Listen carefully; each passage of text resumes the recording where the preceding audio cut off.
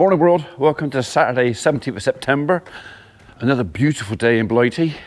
Just going to check my concrete and then we're going to go and look, well, remains of a giant bonfire I think.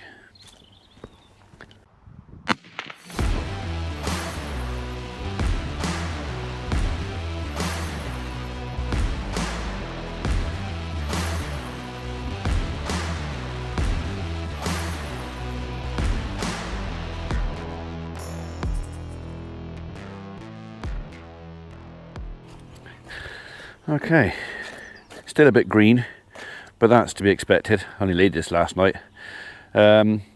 This will be the main catchment area. I know I said it before, but it'll be the main catchment area for all the water coming down from that end of the barn and this entire area here.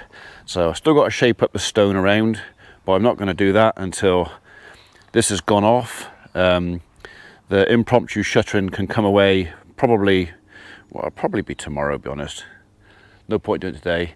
That's going to be my new car park area for my cattle box, and where the cattle box is now, maybe, nothing's set in stone, I'm only doing this just in case it comes here, maybe a parking space for another shipping container. So, Biscuit, come on, we gotta go. Come on. Rat in. That there is the rat that she had yesterday. I can't tell you how pleased she was with herself. It's like there going, Dad, Dad, Dad, look, look, look, Dad, Dad, look. Got a rat. There was a second one there as well, which she really, really wanted, but he got away. But she got the big one. So pleased with herself. Wouldn't you? Right, we're off to the farm, and my brother's shot back to Gran Canaria for a couple of days apparently. I didn't even know he'd gone. I got the message yesterday.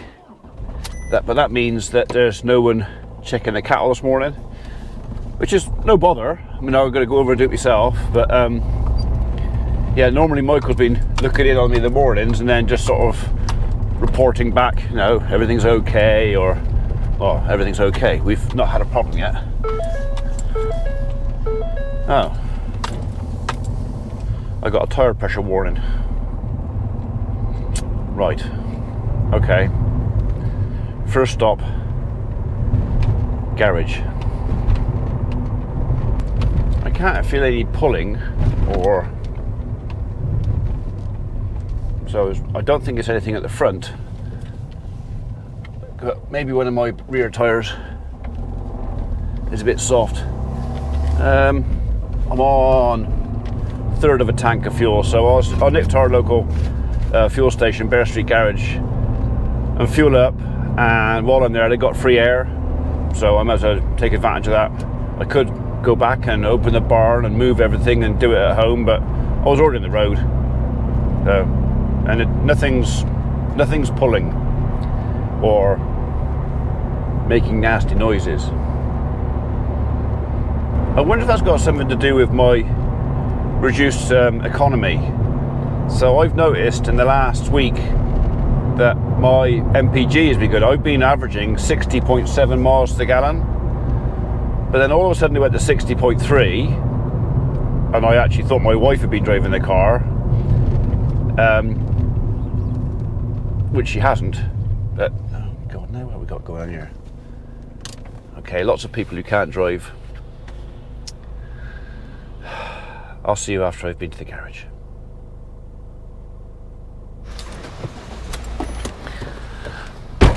Okay, it was my rear offside, or rear right, depending on how you want to look at it. So, down by 10 psi. Fuel next.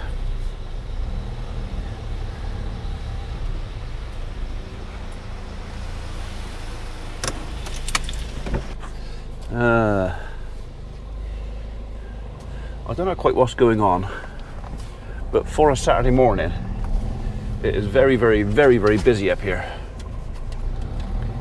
Traffic is, I don't know what's going on. Maybe it's because there's a sudden bank holiday that nobody was expecting and folks are taking advantage of a long weekend. I don't know, but it seems to be that everybody who doesn't know how to drive is out today.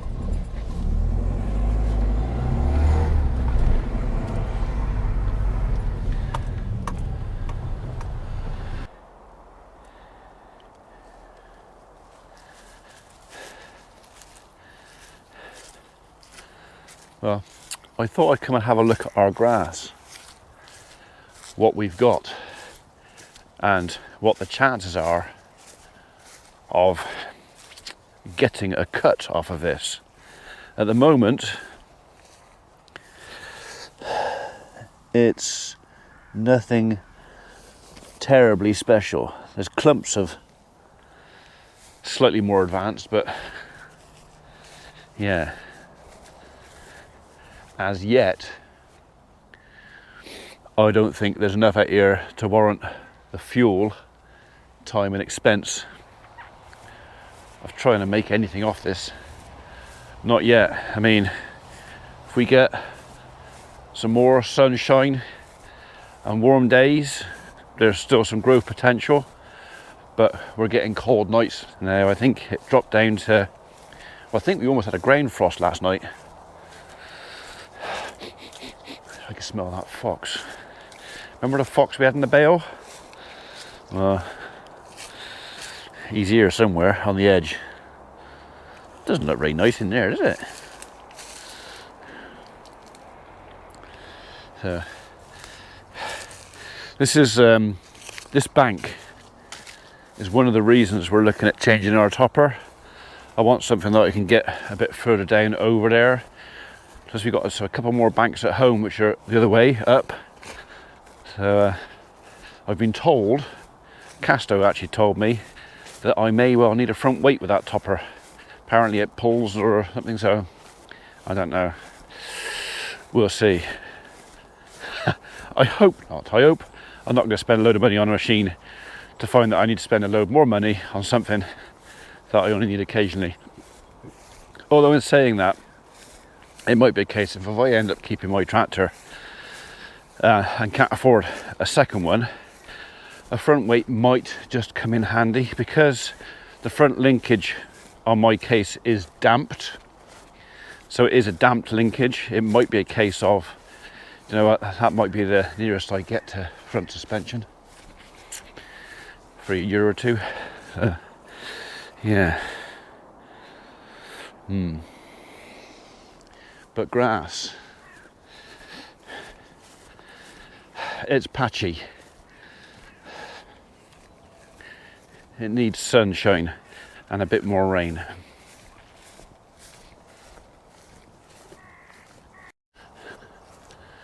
I think that ash has finally succumbed to the dieback. That'll be a candidate to come down.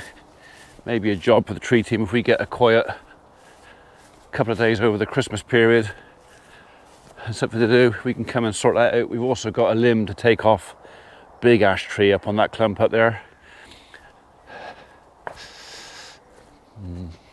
So this is one of the 5 acres, or one of the small pieces we're going to plough. There is actually a bite out here.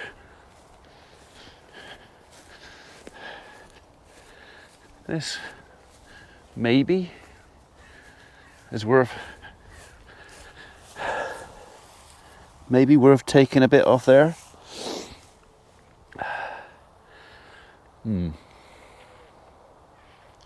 We'll see. I'll find out when Reg intends to spray this off, and then if we've got time, maybe we will mow this. Maybe. Come on, you. Come on in.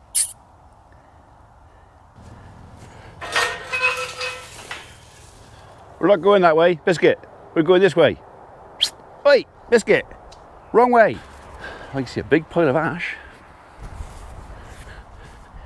I don't think we're going to be cutting much hay off of this.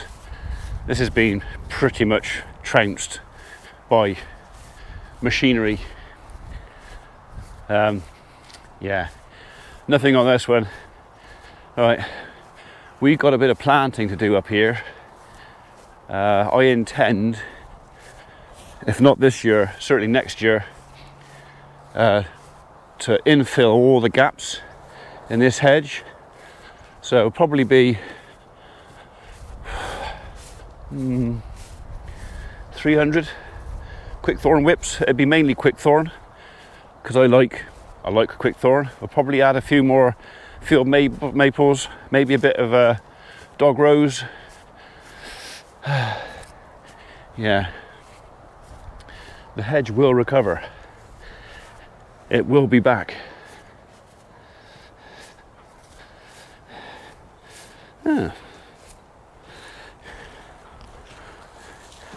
Someone's chucked their grass cuttings out there. I wonder who that was.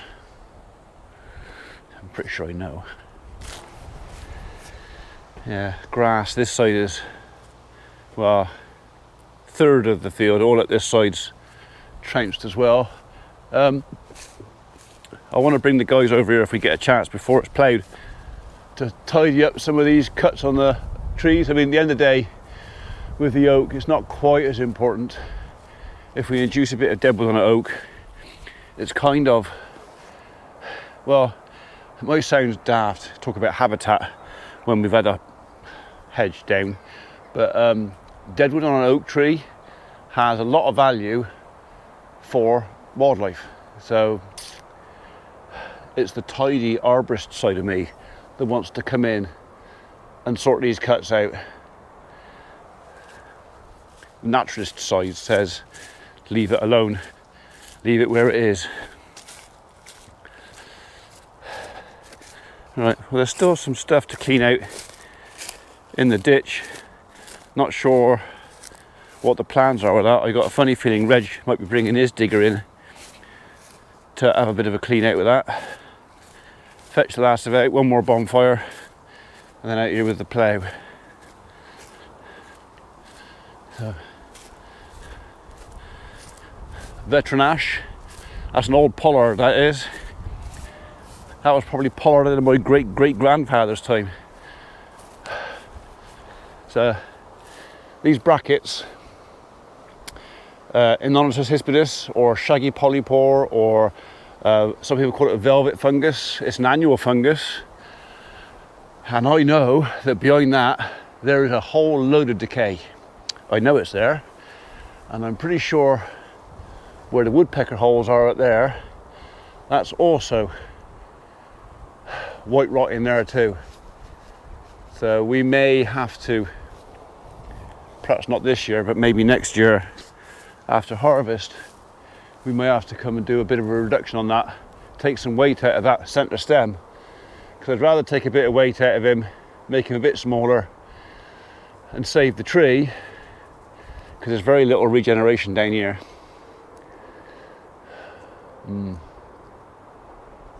Unless of course ash dieback gets there first, whereupon I won't waste my time.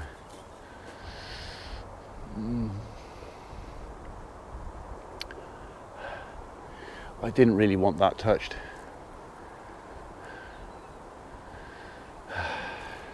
I suppose it's a form of veterinisation.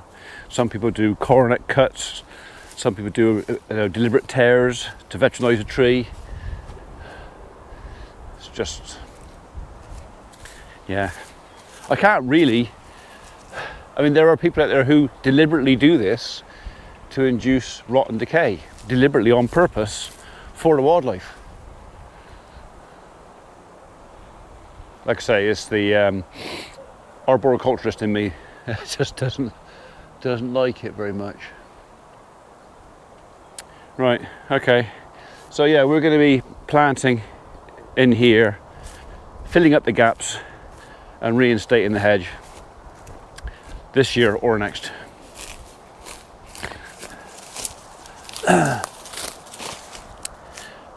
Why wouldn't I do it this year? Okay, well, there is a reason for that. It's too dry. There is already a demand for moisture underneath these trees from the hedges that's existing. They have a big root system that's going to rob all the water out before new plants get a chance. So unless we get a wet winter and the ground gets completely rehydrated properly, it's almost pointless trying to plant anything because it won't survive. So, and it's not the cost, because the whips, the actual plants are quite cheap, they're talking pennies. It's the time. I don't want to do it twice. So, okay, well, we're going to go have a quick look at the cattle, which is a walk over those trees over there. Walking never killed anybody. Well, not many anyway. And then we're going to go and visit Father and make sure he's okay.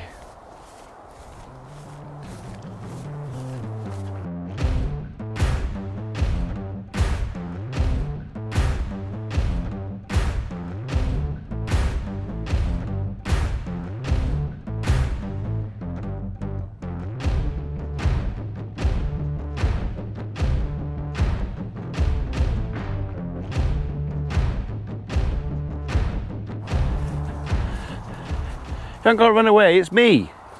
Okay? Me. Not a stranger. And the dog, obviously. Right, so just looking at the poo around here, like you do. It's a farmer thing. Well, anybody who keeps animals thing. You look, you know what goes in and you have a look at what comes out, because quite often what comes out tells you what's going on in between. As in between and going in and coming out. So yeah, they're certainly not any looser, apart from a bit that's stuck to his tail at the minute. They all seem to have cleaned up on their back end. So don't you, eh? Yeah. Hello, mate. So this is good. I like them all coming up and being curious. What's he doing? Who is he? What's that over there? What's that? What's that? Who is that? That little white dog? Yeah, as usual, the dog's more interesting than I am. So, she is such a pretty little thing, isn't she? So, you know what I mean? Anyway, so they are very slowly getting through the hay. I'm not worried about that, because if they're not rushing through this, it means they're not hungry. They've had a little go at the hedges, but I think this time of year it's all a bit woody. It's not like new growth in the spring when it's all nice and yummy. It's a bit woody, so looks like this side of the bale is more tasty than that side of the bale. But it doesn't matter.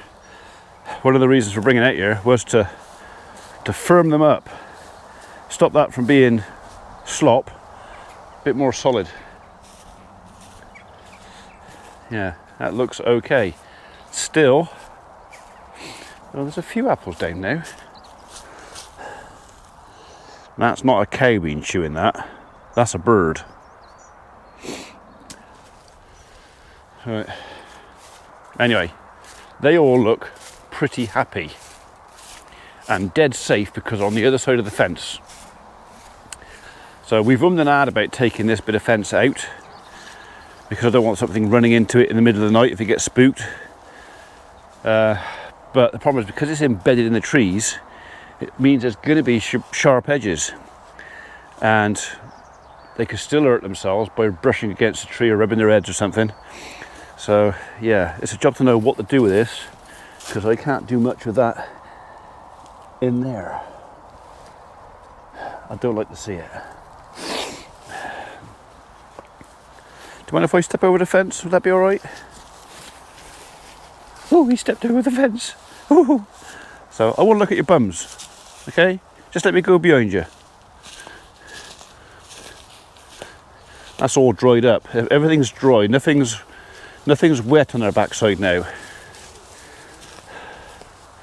That's a good thing.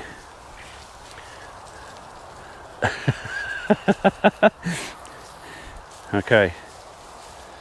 Yeah, I'm happy with them. They all look quite contented. Well, apart from her, she's not very contented. She's not that fond of cows. So, especially when they're brazened like him.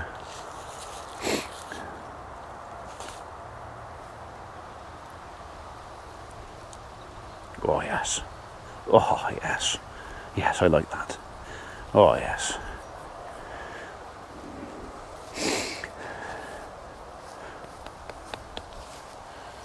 Okay, right. We came, we've seen. We'll go away again, leave them in peace, and we'll see them tomorrow. See you later, mate. Cheers.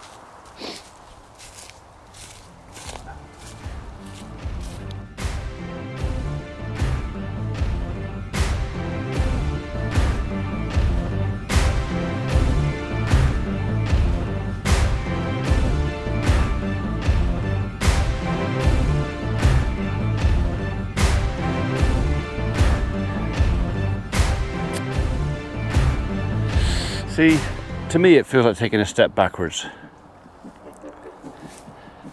My predecessors were very good. Now, I know this is temporary, this is just a temporary measure, but my predecessors were very good at blocking holes in hedges with whatever they could find. Pallets, old bedspreads, bits of wire, stuff, and I spent a lot of time pulling all that out and re-fencing the boundary. Now, in fairness, I did only fence the entire boundary. I didn't do much with the inner fences. Only 2 strands of barbed wire, because I wasn't going to keep any more sheep. But now's the point, is there are sheep over here, and there might be for some time. But do I want to go to the expense of changing 2 strands of barbed wire for rolls of sheep net when I don't have any sheep? I think a conversation may need to be had.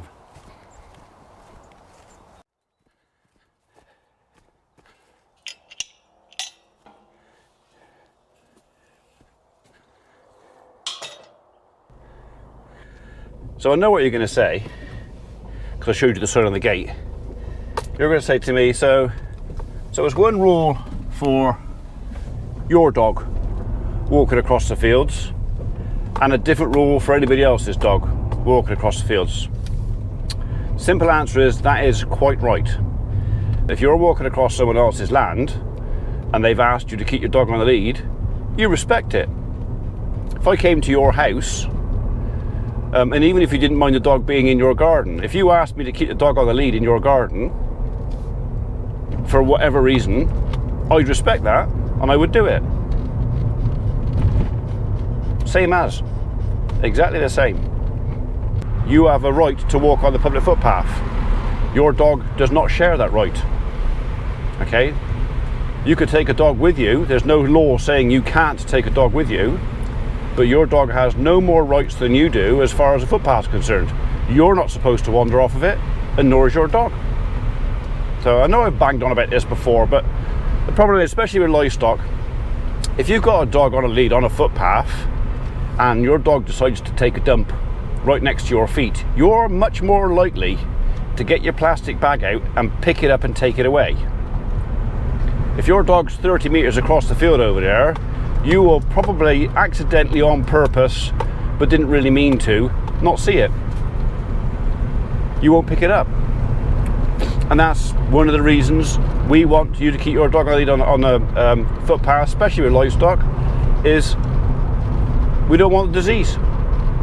We don't want the leptospirosis. We don't want the tapeworm. We don't want it. Equally, you don't want your dog catching it. Your dog's off the lead and wandering around and picking up stuff or rolling in stuff. If you keep your dog on the lead on the path, A, you can stop it eating something that it shouldn't be doing, like poo, which may already have tapeworm, threadworm, lungworm, well, not so much lungworm, but, you know, gut infesting worms in it. You can stop your dog eating that, and you can stop him rolling in it. So it's mutually beneficial. Yeah, if my dog eats shit or rolls in it, yeah, I know, but mine has permission, yours doesn't.